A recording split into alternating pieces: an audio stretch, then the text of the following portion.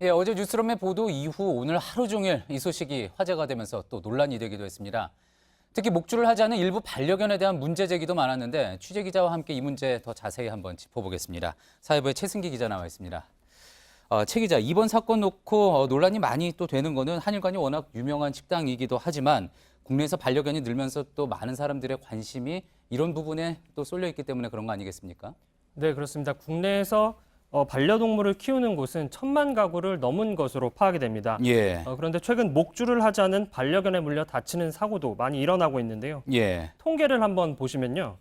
개에게 물린 사고는 올해도 지난 8월 기준 1,046건이 발생했습니다. 예. 그래프에서 보시는 것처럼 최근 몇 년 사이에 크게 증가하는 모습입니다. 그렇군요. 네, 대부분 주인이 목줄이나 입마개 같은 안전 조치를 하지 않아서 발생하는 경우가 대부분입니다. 예. 그런데 문제는 이제 모든 반려견이 사람을 무는 게 아니라 일부 이제 뭐 개들이 사고를 내는 건데 이 한일관 사건의 경우에도 그 개가 목줄을 착용하지 않은 그런 상태였다고 하죠. 엘리베이터 안에서 벌어진 일이니까 CCTV가 있었을 텐데 혹시 확인을 했습니까? 네, 그렇습니다. 저희 취재진이 지난달 30일, 그러니까 사고 당일이죠. 이때 당시 CCTV를 확인을 한 결과 최시원 씨가 키우는 프렌치 불독에는 목줄이 없었습니다. 예. 당시 숨진 김 씨는 가족들과 엘리베이터를 타고 내려가고 있었고요. 예. 이제 아래층에서 문이 열립니다. 문이 열리자 곧이어 개가 나타나고요. 갑자기 김 씨에게 달려들어 왼쪽 다리를 뭅니다. 예. 뒤에 따라온 외출복 차림의 여성이 곧바로 개의 꼬리를 잡고 떼어내는 장면도 있습니다. 이후에는 문이 닫히고 김 씨가 가족들과 상처 부위를 만지고 살펴보다가 가족들은 1층에서 내리고 김 씨는 다시 집으로 올라갑니다. 김 씨가 내리고 2분쯤 뒤에 개 주인이었던 외출복 차림의 여성이 다시 엘리베이터를 타고 내려갔습니다. 자, 이런 대목까지만 해도 아주 치명적인 상처를 입었다고는 생각하지 못했겠군요. 네, 그렇습니다. 예. 병원 등에 따르면 김 씨는 이후 통원 치료를 받았고요. 예. 약 일주일 만인 지난달 6일 사망했습니다.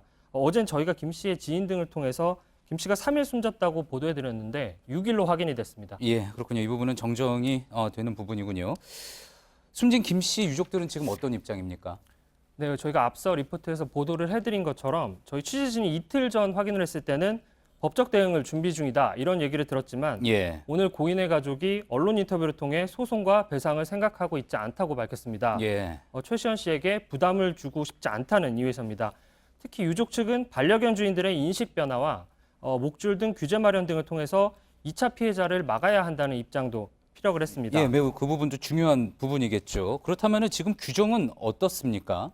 사실 우리나라도 공공장소에서 반려견과 외출을 할 때는 반드시 목줄을 해야 하고 특히 생후 3개월 이상 된 맹견 같은 경우엔 예. 입마개까지 해야 합니다. 예. 만약 이를 어기면 50만 원 이하의 과태료를 물릴 수 있지만 단속은 잘 이뤄지지 않고 있는 실정입니다. 이 때문에 과태료를 좀 높이고 단속을 촘촘히 하면서 외국처럼 맹견의 종류를 구체적으로 지정을 하고 예. 교육을 의무화해야 한다는 지적도 나옵니다. 예, 과태료가 50만 원인 것은 또 너무 약한 것 아니냐, 뭐 이런 지적들도 나오고 있는 것 같습니다. 지금까지 사회부 최승기 기자였습니다.